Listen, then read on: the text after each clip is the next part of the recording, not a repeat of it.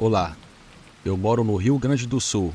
Essa história aconteceu em julho de 1982, na fronteira com o Uruguai. Eu tinha apenas 13 anos durante as férias de inverno e sempre que podia, visitava a fazenda do meu tio, localizada a cerca de 30 quilômetros da cidade. Eu adorava estar lá, onde podia montar a cavalo, percorrer a mata, acompanhado pelos cães da fazenda e praticar tiro. Naquele ano, meu tio havia me avisado que havia uma onça rondando a região. Ele contou que no mês anterior, o animal havia matado um cavalo adulto, 2 bezerros e alguns porcos nas fazendas. Por essa razão, ele deixou claro que eu não deveria me afastar da casa e, de forma alguma, sair durante a noite. Eu sempre tive fascinação por alguns animais, especialmente felinos, e já naquela época eu estudava sobre eles. Embora sejam mais leves que os jaguares, são muito maiores e mais fortes que um gato do mato. No entanto, após ouvir sobre os estragos que supostamente esse animal causara, algo não fazia sentido para mim. Uma onça não costuma causar tanto caos, nem matar por matar. Mas como meu tio era um homem de palavra, eu acreditei nele, embora uma inquietante dúvida surgisse dentro de mim. Na sexta-feira, depois do último dia de aula, meu tio veio me buscar em sua caminhonete e vi que ele trazia o rifle com a mira ao lado do assento, o que não era comum, e notei em seu rosto uma preocupação silenciosa. Sem dizer nada, partimos por volta das 6 horas da tarde.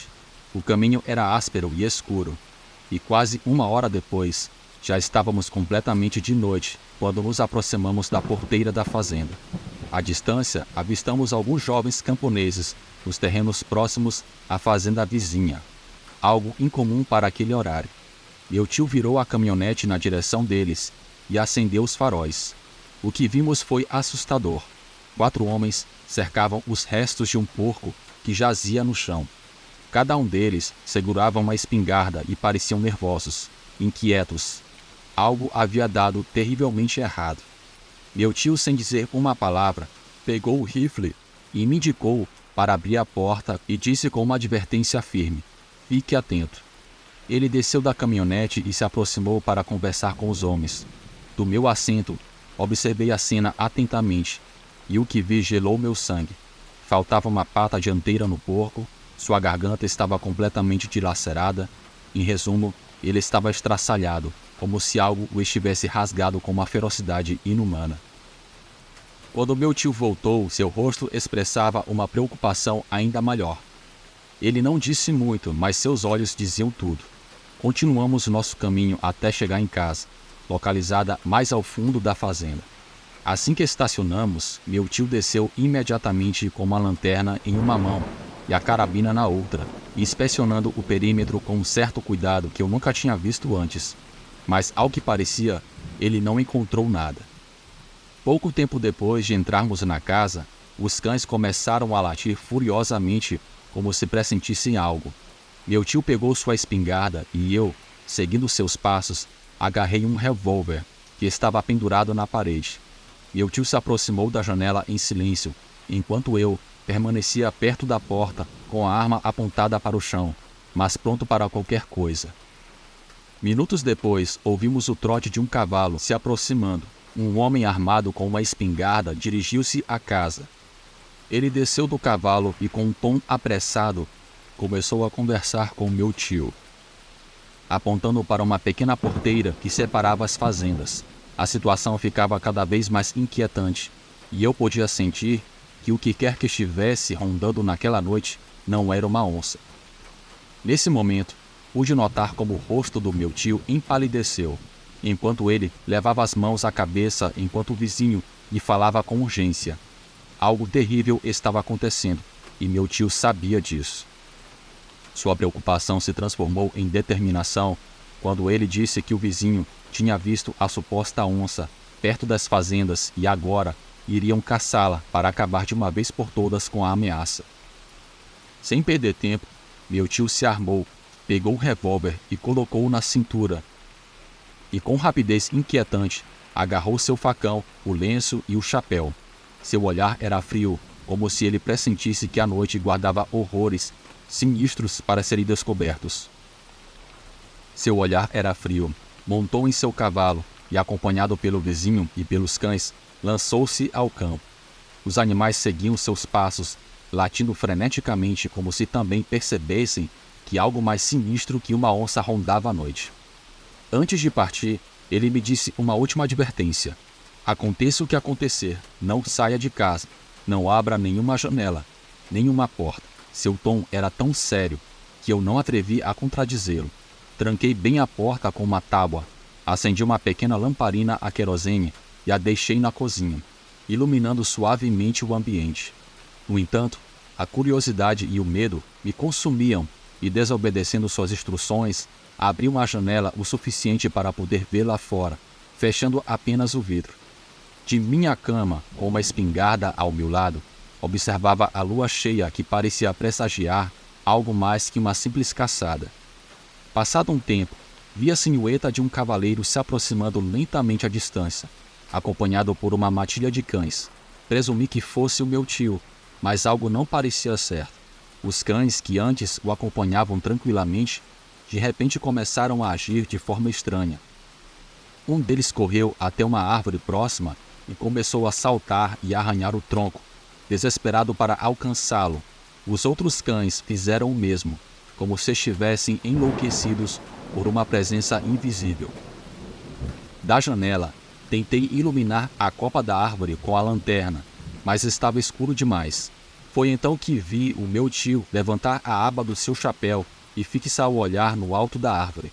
Nesse instante, seu rosto se transformou em puro terror. Com um movimento brusco, ele levou a mão ao revólver na cintura e gritou com uma voz cheia de pânico: "Cuidado!" Antes que pudesse sacar sua arma, algo caiu das alturas. Não era uma onça. Era uma criatura gigantesca, algo que não pertencia a esse mundo. Com uma força brutal, derrubou meu tio do cavalo como se fosse um boneco. Fiquei paralisado e o terror apertava minha garganta enquanto a lanterna que segurava escorregava de minhas mãos. De onde eu estava, eu mal conseguia distinguir a batalha que se desenrolava abaixo, mas o que pude ver me deixou petrificado. A criatura de pé sobre duas patas tinha uma forma grotesca e antinatural, semelhante a um cachorro. Era muito maior do que qualquer animal que eu já tenha visto. Sua pele era escura, coberta de uma pelagem irregular que deixava entrever os seus músculos. Os cães atacavam aquela besta com frenesi selvagem, investindo com uma fúria que só um combate pela sobrevivência poderia desatar. Os uivos e os latidos preenchiam a noite, mas a criatura mal recuava. Meu tio, embora caído, reagiu rapidamente, sacou o revólver e disparou. O som do tiro ecoou no ar e vi a bala atingir o corpo da criatura. O monstro soltou um uivo que fez os cães recuarem imediatamente, tremendo de medo. Mas aquela coisa não estava realmente ferida. Meu tio disparou mais 5 vezes, mas nenhuma bala conseguiu deter o monstro. A criatura se movia com uma velocidade antinatural, circulando ao redor do meu tio, como um predador que brinca com sua presa. O mais aterrorizante era seu olhar. Não era o olhar vazio de uma fera selvagem. Era um olhar de puro ódio, um ódio tão profundo e assustador que gelava o sangue. Os olhos brilhavam na escuridão. Ele olhava para o meu tio fixamente. Essa criatura não caçava apenas para se alimentar. Caçava por vingança, por pura maldade. E naquele momento, soube o que estávamos enfrentando. Não era uma simples onça. Sem munição no revólver e sem tempo para recarregar, meu tio correu desesperadamente em direção ao cavalo, que já estava ferido no chão, arfando e sem conseguir se levantar. Ele tentava alcançar a carabina, presa sob a sela, mas o desespero tornava cada movimento mais desajeitado. Enquanto isso, os cães não desistiam da luta. Atacavam novamente a besta com latidos ensurdecedores, mas a criatura era implacável, com um golpe brutal. Um dos cães foi lançado ao longe como um trapo, caindo no chão com um estalo seco. Mesmo com o impacto, o animal se levantou cambaleante e voltou a atacar. Um dos cães menores não teve a mesma sorte. Recebeu um golpe tão feroz que ficou imóvel. Sem emitir um único som, ele faleceu na hora. A cena era um verdadeiro pesadelo. Meu corpo tremia de terror. mas apesar do medo que apertava o meu peito, consegui destravar a espingarda. Sabia que se não agisse, meu tio não sobreviveria. Com as mãos trêmulas, mirei ligeiramente acima da criatura, confiando que os cães se espalhariam, e disparei. O som foi ensurdecedor no silêncio da noite. Com um golpe de sorte, acertei a cabeça do monstro. A besta soltou um grito horrível que reverberou pelo campo enquanto se contorcia furiosamente, arranhando o rosto com as garras, como se quisesse tirar a bala. Não havia tempo para hesitar. Recarreguei e disparei novamente, com uma precisão que nem mesmo eu sabia que possuía. A criatura continuava a gritar, mas algo em sua fúria me fez entender que, se eu não agisse rápido, ela alcançaria meu tio. Não havia escapatória. Não podia vacilar. Meus disparos e o ataque incessante dos cães deram ao meu tio o tempo que ele precisava. Finalmente ele conseguiu puxar a carabina debaixo da sela do cavalo, mas no exato momento em que ele fez isso, a besta se lançou sobre ele novamente. Com uma mordida brutal, a criatura agarrou o braço do meu tio e o arrastou pelo chão como se fosse uma presa insignificante. Os gritos de dor dele gelaram meu sangue, misturando-se aos uivos e rosnados da criatura. Desesperado e sem poder usar a carabina para disparar, meu tio fez a única coisa que podia. Enfiou a coronha da arma na boca do monstro, lutando com todas as forças. Com a outra mão, sacou seu facão e cravou com fúria no pescoço da besta. 1, 2, 3 vezes, perfurou a carne logo abaixo do focinho. Cada facada parecia provocar um uivo mais dilacerante que o outro. A besta largou meu tio e soltou um urro aterrador, um som que não pertencia a esse mundo. Ambos caíram no chão. Meu tio, com o braço ensanguentado e quase inutilizado, pegou a carabina com a mão livre, girou sobre si mesmo e disparou lentamente no abdômen do monstro. A criatura cambaleou e caiu por um instante. O campo ficou em um silêncio tenso. Mas então, contra toda lógica, a besta se levantou novamente, dessa vez sobre 4 patas, e saiu correndo pelo campo, desaparecendo entre as árvores como se fosse uma sombra amaldiçoada. Apesar da dor, meu tio se pôs de pé, com um braço ferido pendendo ao lado do corpo. Desesperado, disparou mais 5 vezes até esvaziar a arma. Ao menos uma das balas acertou o alvo, pois via a criatura mancando enquanto desaparecia na escuridão. Seus grunhidos foram se esvairindo lentamente, mas o terror permanecia no ar. Quando a criatura finalmente desapareceu, meu tio me chamou. Sua voz era uma mistura de exaustão e alívio. Mais assustado que furioso, seu tom me fez sentir que o pior ainda não havia passado. Pulei pela janela, levando a espingarda comigo. Meu tio recarregou suas armas mecanicamente, com as mãos trêmulas, enquanto examinava o próprio corpo. As feridas eram visíveis. O monstro o havia alcançado, deixando marcas profundas no ombro, braço, peito e perna. Embora não estivesse sangrando abundantemente, sua pele dilacerada e o sangue que encharcava sua roupa eram prova de que ele esteve à beira da morte. Mas havia algo mais em seu olhar, um terror que nunca tinha visto antes. Sabíamos que aquela coisa voltaria, e da próxima vez, talvez não tivéssemos a mesma sorte. Na manhã seguinte, ao amanhecer, não havia espaço para o medo, apenas para a fúria. Carreguei a espingarda com cartuchos mais pesados que nunca. Enchi os bolsos de munição e prendi um facão à cintura. Meu tio, ferido, mas determinado, fez o mesmo. Ambos sabíamos que não podíamos permitir que aquela coisa voltasse de novo. Saímos em silêncio, com o ar ainda frio do amanhecer cortando nossa pele, e começamos a seguir o rastro da besta. Ao redor da árvore onde a batalha havia ocorrido, a terra estava revirada, com pegadas confusas misturadas às dos cães. O cenário era macabro. Havia um pedaço de carne dilacerada, que parecia ser a orelha de um cachorro grande. Mas, ao observar melhor, concluímos que pertencia à criatura. Meu tio a pegou sem dizer uma palavra, guardando-a como prova, e seguimos em direção ao caminho por onde ela havia fugido. Logo chegamos a uma cerca de arame rompida. As tábuas estavam encharcadas de sangue, e nos postes de madeira havia marcas profundas, como se algo as tivesse destruído com pura brutalidade. O cheiro metálico de sangue pairava no ar, fresco, como se a criatura ainda estivesse por perto. Avançamos com cautela. As manchas de sangue nos conduziam a uma pequena mata onde a vegetação era bem densa. Meu coração martelava no peito, e os sons dos cães inquietos aumentavam a tensão. Destravei a espingarda, preparado para o que viesse, e ao lado do meu tio, nos adentramos na mata. Mal tínhamos caminhado alguns metros quando nos deparamos com algo que gelou nosso sangue. Entre os galhos e os arbustos, encontramos o que pareciam ser pedaços de roupas masculinas, rasgadas e espalhadas pelo chão. O mais estranho é que as roupas pareciam quase novas, como se mal tivessem sido usadas antes de serem destroçadas. Mas não havia sinais de sangue, nem pele e nem ossos. Apenas aquelas peças de roupas, como se o seu dono tivesse desaparecido no ar. Meu tio pegou a roupa sem dizer uma palavra, seu rosto endurecido pela tensão, e continuamos avançando. A cada passo sentíamos a presença de algo nos observar, como se as próprias árvores guardassem o segredo do que realmente havia ocorrido. Quando chegamos à cerca que dividia a propriedade da estrada, encontramos mais sangue nos arames, mas não era um sangue qualquer. Era espesso, quase negro e cheirava a morte.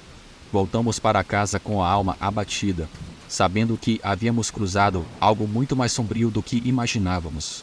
Meu tio, em um silêncio sombrio, começou a preparar um monte de lenha. Sem dizer nada, pegou as roupas e o pedaço de orelha que havíamos encontrado e o jogou no fogo. As chamas devoraram tudo rapidamente, como se quisessem apagar qualquer vestígio do ocorrido. Enquanto as brasas crepitavam, meu tio me olhou fixamente.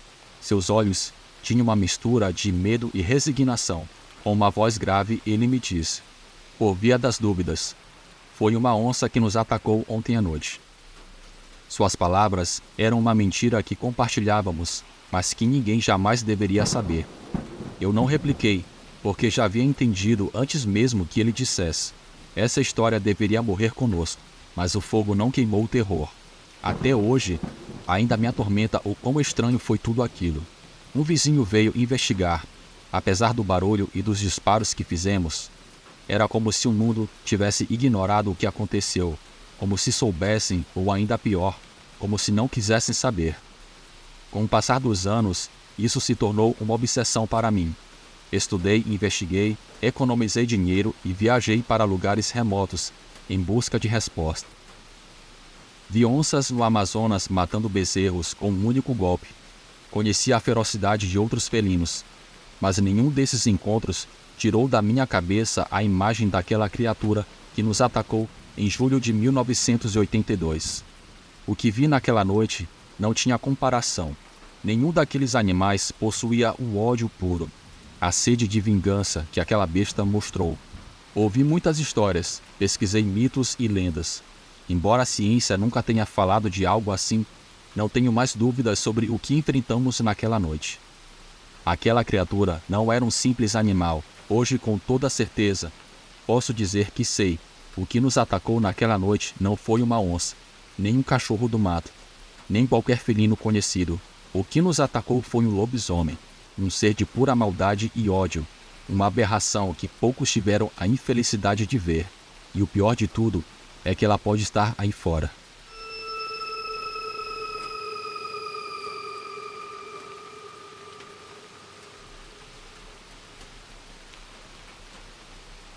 A primeira vez que minha mãe falou sobre isso, a Ponte Maldita, eu tinha 7 anos. Era uma lenda que sussurravam na minha cidade, uma história que ninguém dizia em voz alta, mas todos conheciam. Na minha infância, evitávamos o lugar. A cada ano, centenas de crianças desapareciam ao atravessá-la, e todos diziam que um demônio as espreitava pelas sombras, perseguindo-as até não restar nada delas.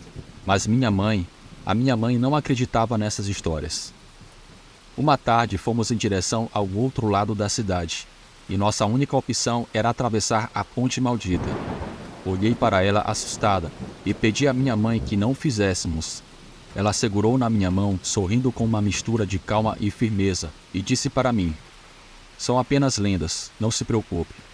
Então começamos a atravessar. A ponte era longa, feita de tábuas velhas que rangiam sobre os nossos pés. Não havia mais ninguém naquele momento. Era apenas eu e ela, com o vento soprando e o eco de nossos passos preenchendo o silêncio. À medida que avançávamos, sentíamos que estávamos sendo observados, com uma presença que se esgueirava. Parecia que alguém mais estava ali conosco. No meio da ponte, o vento se tornou gelado e os ruídos começaram. Olhei para minha mãe, que continuava caminhando impassível. Tentei me manter tranquila, mas o ar ficou espesso, como se algo estivesse nos seguindo. Senti um peso esmagador sobre o meu peito. A minha mãe começou a apertar minha mão com tanta força que doía. Então ouvi um sussurro, com uma voz fraca e rouca, que parecia sair da própria ponte. É a sua vez. Eu escutei aquela voz. Eu quis correr, mas as minhas pernas não respondiam. Eu comecei a escutar passos atrás de nós, um ritmo lento, mas que se aproximava cada vez mais. Virei a cabeça por alguns instantes e eu vi uma figura alta, magra, com olhos profundos e um sorriso macabro. Sua pele era cinza e seus dedos eram longos e ossudos. A minha mãe também viu aquela coisa. Ela parou por um segundo e sussurrou algo que eu não conseguia entender, como se fosse uma oração ou uma reza antiga, e de repente puxou a minha mão com força e começamos a correr para o outro lado da ponte. O som dos passos não parou. Eu podia ouvir sua respiração, cada vez mais perto. Mas justo quando chegamos do outro lado da ponte, o sussurro voltou a soar, dessa vez na minha mente. Este não é seu tempo, mas breve será.